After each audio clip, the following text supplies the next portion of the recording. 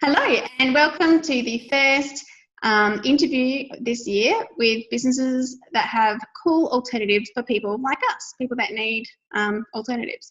So normally I use these slots to chat with people with great food alternatives for us free from us. But I've got something slightly different today. Laura is going to teach us about alternatives when it comes to cleaning products because, as many of you probably already know, when you're sensitive on the inside, sometimes you're also sensitive on the outside, because I know I certainly get dermatitis from cleaning products, and people have a range of reactions when it comes to cleaning products. And Laura's been running a really cool challenge this week, which is called Cleaning with Foods. Now, that certainly appeals to me because, not just being a naturopath, I like the idea of, the more natural approach, but also I just love this idea that cleaning can be simple and it can be free from additives and stuff that people react to. So I'm going to keep my talking to a minimum because Laura's got all the information this time and I want to hear what she has to say. So Laura, first of all though, just give us a little bit of a background so we know what context and where this information is coming from. And then I want to hear all about Cleaning with Foods and your home detox boot camp and everything. Okay. That's quite a big question. I know, it is. Well, first of all, thanks for having me on the show and letting me chat to your people. That's really awesome, Lisa, and I'm really thrilled to be here. So a bit about my background. Wow, where do I start? Well, first of all, I'm a mum. I've got 2 young boys. I've also got a husband, and I run my business from home, but I haven't always done that. Before I was a mum, I'm actually an environmental engineer and I worked in heavy industry for 11 years and I got a Master's of Science in chemistry along the way too. So I've actually been in the field of sustainability all up for 22 years. It was 22 years ago this year when I started studying my, environmental engineering. So I'm really passionate about sustainability, living more simply, reducing toxins in our homes and our lives, but also becoming a lot more self-sufficient. And like I said, that living more simply and, being a bit more waste conscious and consumer conscious and things like that. It's not about being frugal or being a cheapskate or anything like that. You can have a really high quality luxe eco life if you choose. But my message was all about sustainability without compromising your lifestyle and sustainability and self-sufficiency in the modern world. In a nutshell, so I live in regional South Australia. I've lived in 4 different states in Australia, mainly travelling around when I worked in the minerals industry as an environmental engineer. So in Tassie, Queensland, Victoria and South Australia. Yeah, so that's pretty much me in a nutshell. And if you want to start just me to launch in about cleaning with foods or try and keep my background pretty quick. So my background is I have a very strong background in science, especially chemistry, with a master's degree, but I have a lot of experience in heavy industry as well, working as an environmental professional. And I guess what I do these days is I really fuse my scientific knowledge and my passion for sustainability with the practicalities of being a mum in such a busy household to try and simplify all these complex scientific stuff down into bite-sized actionable things that the average busy parent can implement in their household to improve their health and the environment as well. That's what I do. And I like it. Thank you. It's nice to have someone with a science background talking about this stuff because, we're in a space where there's a lot of people with information, but they certainly don't have the background and the grounding knowledge and experience that you've got. And so I think that's something I appreciate and I think most of our viewers appreciate. Thank All you. right, so start telling us about cleaning with food. So what food can we clean with? Oh, there is so much. First of all, why even clean with food? Now, this is basically gets back to that message of simplicity. And if you go back 100 years' time, for example, maybe even a little bit further, but generally 100 years' time, you would have found that mainly the women at that time, this was before feminism and everything, but mainly the women were cleaning their houses with food products. So basic products like white vinegar and baking soda and stuff like that. So it was really in the early 1900s where the chemical industry, and especially in the post-war years, really heavily marketed to housewives at the time that we needed all of these new cleaning products, and we didn't just need one or two. We needed a separate chemical cleaning product for every single application in the home. So you needed a toilet cleaner, a floor cleaner, a window cleaner, a multi-purpose cleaner, an oven cleaner, something to wash your dishes with, something to wash your clothes in, something like a fabric softener. You needed something different for everything.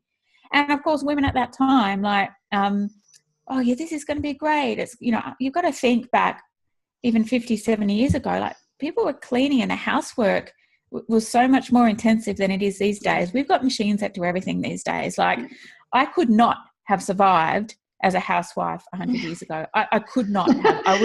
I would have been wheeled off to a mental institution. I hate cleaning. I hate housework.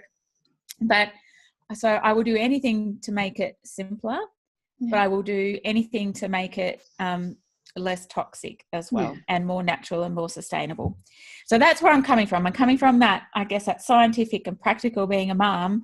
I'm not coming from this factor where I want to do more housework and I just love cleaning and I want everyone to clean all the time. I'm kind of like, I get where you are. We're busy, but we care.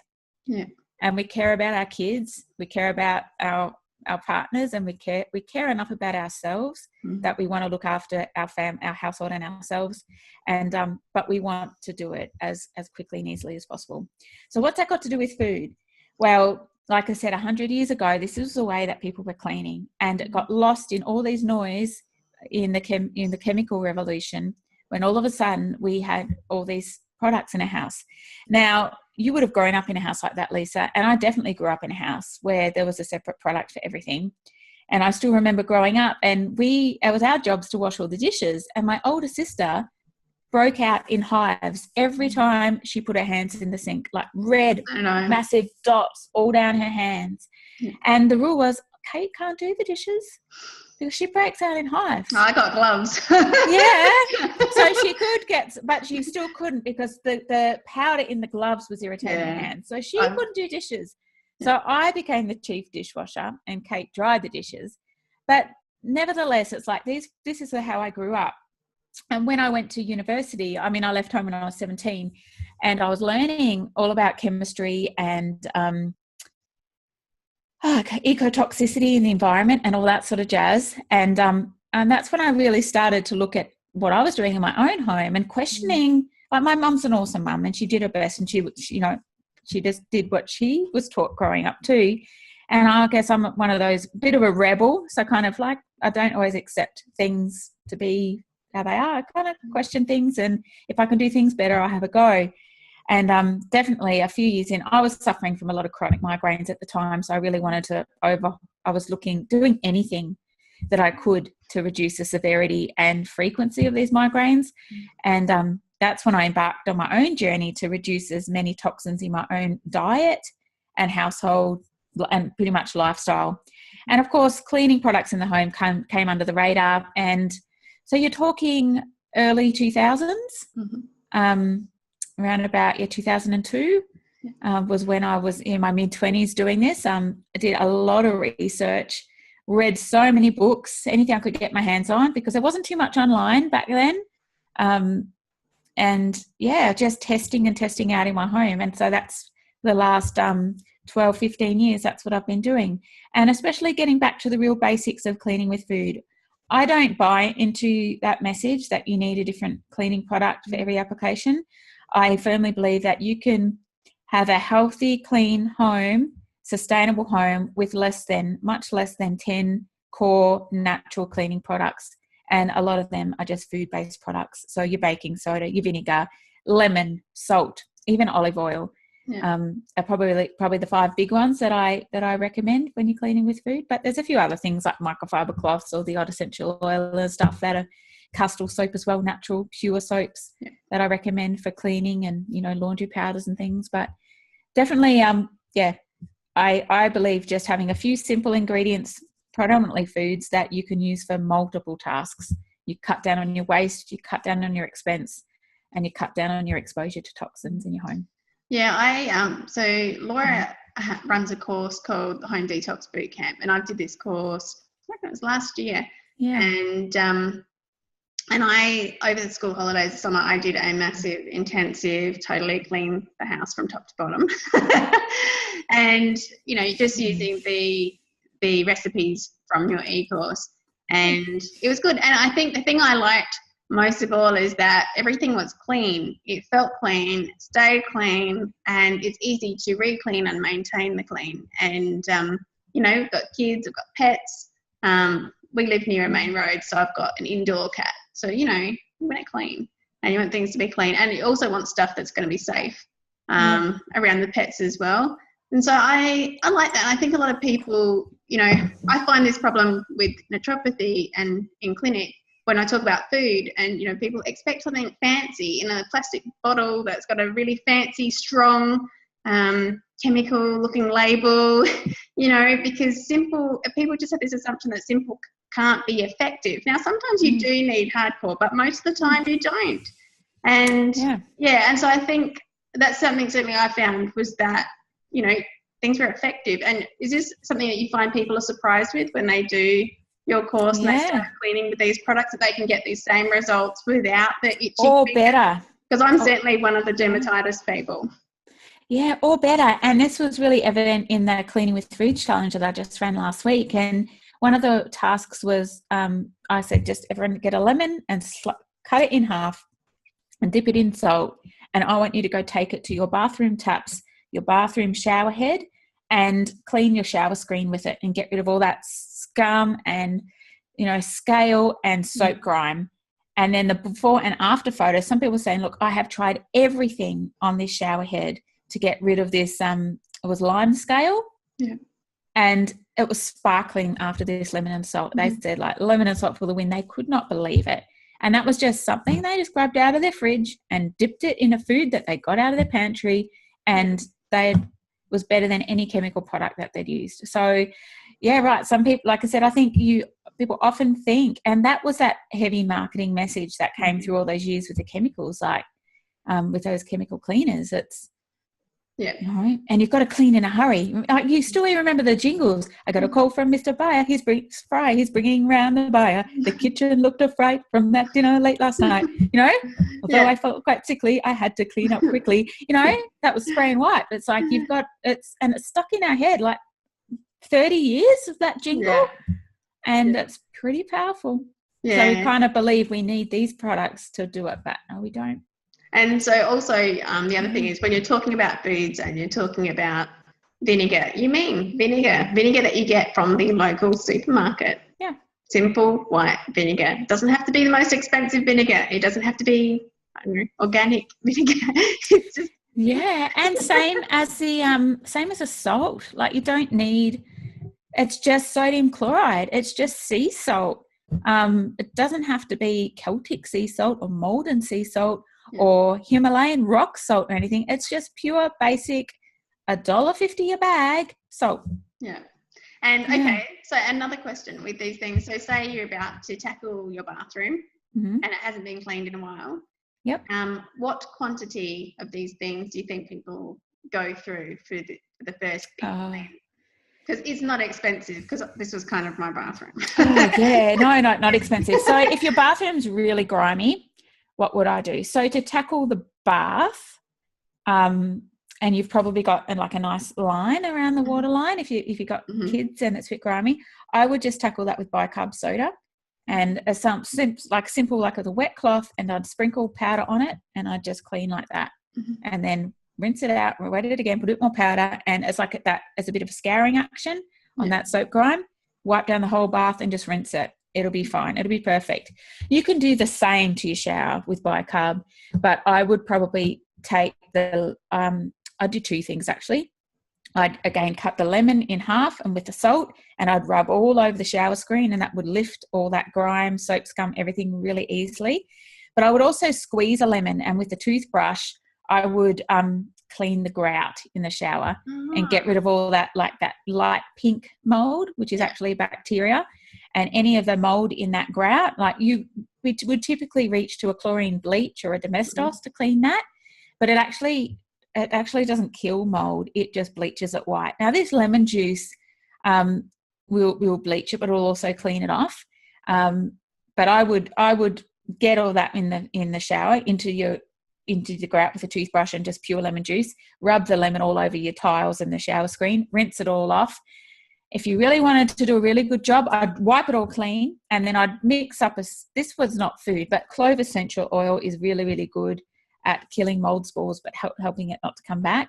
I would just, and it's a quarter of a teaspoon of clove pure essential oil to a litre of water, so not much at all, and don't do more than a quarter teaspoon because you could stain your tiles, so it has to be, and the more doesn't mean it kills any more mold. It doesn't. You've got to have that ratio, a quarter of a teaspoon to 1 litre of water, and I would spray a very fine mist on that grout that would penetrate the grout to kill the mold spores. So that's what I would do in the shower. And again, I just take the lemon and salt to the taps in the basin, and you would find you would have a very clean shower for $1 or so. It's amazing. It's the cost of a lemon, really, because salt doesn't cost anything, and buy a cup salt of it really doesn't cost. It depends on the time of the year, the cost of the lemon. Yeah, I know. That's the thing. But that's vinegar. Yeah, you could do all that. And actually vinegar is an awesome product because white vinegar alone can replace every single cleaning item in your house if you wanted it to smell like a fish and chip shop. That's why I say I'm not big on the smell, but that same thing you could do with your grout. You could do vinegar, but it's not going to dissolve the grout, like rinse it off straight away, because vinegar is acidic, as is the lemon juice. But vinegar and tea tree oil probably in the shower, like a spray, and do it that way. But I find if you haven't done it for a long time, I think lemon juice is probably the most and it's just citric acid. I think lemon juice is going to do the best job. Yeah, it's just amazing. Okay, so you want to just tell us roughly what kind of things you cover in the home detox boot? Because is it 8 modules? Yeah, it's 8 modules. The first module and the last module are pretty light. Like the first module is just really a bit of organisation, a background to how chemicals became so prolific in our lives, look at the main ones that we need to be aware of. And just really that first week is just people getting organised, making sure they've got some of these ingredients in the house, because in week 2 we get mixing. So week 2 through to 7, especially the first few, we really just mix. So we just go through room by room in the house. So module 2 is in the laundry. So we just make up all your detergents in the laundry. So stain soaker, stain spray, wool mix, laundry detergent, and you've got options of powder or liquids. And there's a stain SOS guides that you can look up different stains if you're having problems getting stains out of clothes, and say, oh, well, it's a blood stain or it's a grass stain, and what's recommended for different stains. And then, module 3 is the kitchen. So the same thing, dishwasher powders, dishwasher tablets, dishwashing liquids, different ways, natural ways to clean all your different appliances, like what's recommended for stainless steel, coffee machines, all that sort of jazz. And we also have some guest experts that we just look at a lot of the synthetic toxins in food, like Bill Statham from the Chemical Maze, for example, chatting with him. He comes in. And, then we just, like I said, it's really room by room. We've got a module on, we go to the bathroom and the toilet, obviously, really tackle the issue of mould in homes, a very significant issue for health, because it's mould alone is linked to so much health impacts. Yeah. And general household, so cleaning up your indoor air quality, getting on top of dust, because dust breeds dust mites, which is terrible if you've got asthma, and issues like that. And we look at pest control, natural pest control, and also personal care. So we've got a whole module dedicated to what we're putting in on our face, nails, hair, skin, underarms, and all that sort of stuff. So you can make your own body washes, deodorants, shampoos, conditioners, and stuff like that if you wish to. Well, it's really handy, because for sensitive people, like, it's not even just the food components. Like, you can I'm sensitive to smells. So I can't even walk down the laundry aisle in a supermarket without feeling like I'm going to vomit. I can't sit next to someone with perfume on. Yeah. Because it just, anything with synthetic fragrance just sets me off, and it always has. Yeah. So, I've done the same. I used to work in a pharmacy, and they had one register that was in the fragrance section. I hated when I was stationed there. Yeah, for sure. But all right. Well, So tell us, basically, I'll put the link along the bottom. Yeah, for sure. But tell us where we can find it, when. Yeah. The course is open at the moment, isn't it? It is at the moment. Just going to put my calendar here. Doors will close on Thursday, the 9th of March, at like 8:30 p.m. Adelaide time. And we kickstart this live round on Tuesday, the 14th of March, and for 8 weeks. So I'm in the community. I'll be doing some live demos and Q&As and things like that, just to hold people's hand. It's not, I mean, you can attest to this too, Lisa. It's not a massive course. I don't put it like so much in there. I just have the recipes, some good theory, and I'm kind of in there just helping you get through it. Because I don't want it to be another course. Sorry? Yeah, I pretty much read the modules that I needed. Yeah. And started from there to begin with, and then read, as I went. So yeah, it's not arduous. That's another thing I like, is informative without being heavy. No, it's not heavy. Yeah, I feel like you're reading a textbook. It was useful. So yeah. So yeah, no, we get started, and I tend to run it a couple of times a year. So yeah, that's the plan. So yeah, it's open at the moment, and 8 weeks to transform the health of your home, really, and help by doing that, you can help transfer the health of your family. Cool, excellent. Well, thank you for chatting with us today, Laura, and we will probably touch base again in the future, because you do a few other cool things as well, which I think would be relevant and interesting to our audience. So, for sure. Yeah, but we'll leave that off for today. And everybody, go buy some lemon if you can tolerate lemon. If not, then go with vinegar and bicarb. All right. For sure. Cool. Thanks, Lisa. Bye.